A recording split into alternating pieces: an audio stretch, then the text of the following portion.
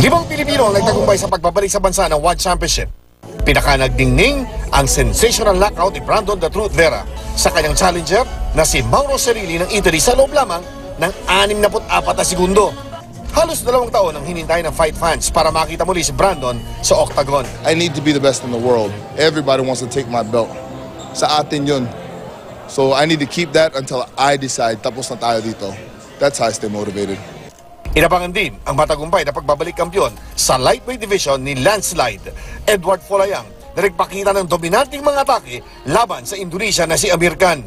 Binura ni Folayang ang mapait na pagkatalo niya noong 1 taon kay Martin Nguyen. You really need to get up.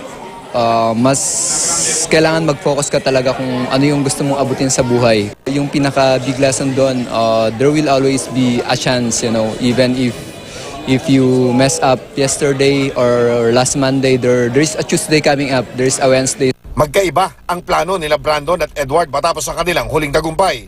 Si The Landslide patuloy lamang sa kanyang paghahanap ng mga panibagong hamon bilang isang martial artist.